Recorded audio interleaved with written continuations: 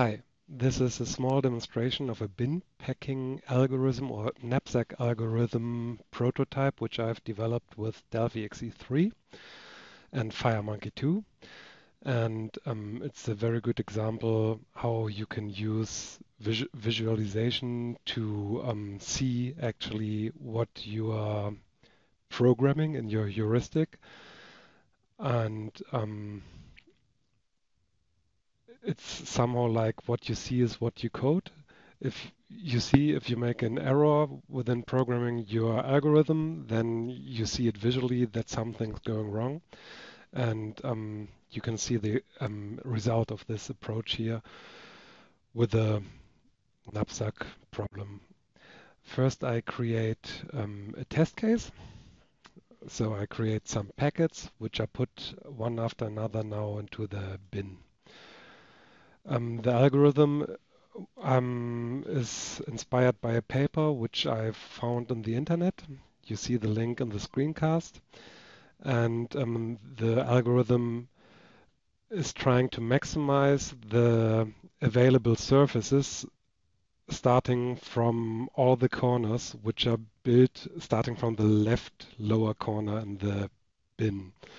So you see after placing one packet, we have three new corners. This one, and this one, which are also visualized with spheres in Firemonkey. And if I place another packet, it tries to fill as much of the available surfaces as possible here in the bin. You can see the surfaces which are available also. You just have to click on a checkbox and then you see this. So those red areas are the surfaces where the next bin may be packed.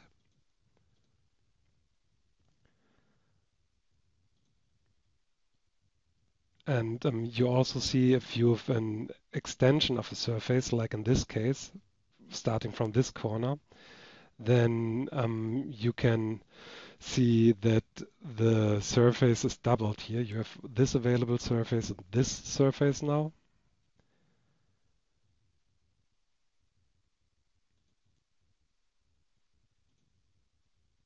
And once upon a time, you have the problem that all the available surfaces are too small for any other packets to be put.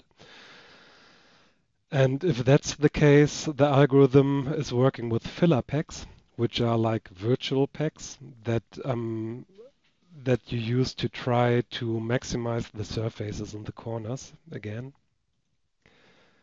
So here we are still lucky. But as soon as there's no available surface that's big enough for any packet in the set of packets which you want to place, then you see it in this case. You have a transparent virtual packet which is put into the bin, and the putting of the virtual packets is increasing the sizes of the planes again. You see this plane used to be only as long as the pack in the background, but now by this virtual pack, the surface gets extended.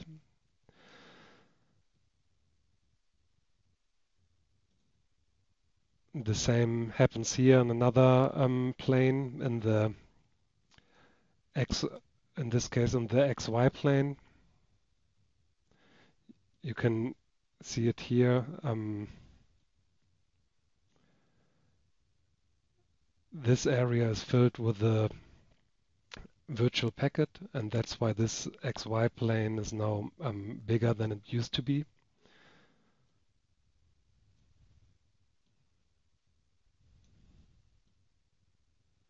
And that's the reason why when we put now the next packet, this packet is put in there in the bin.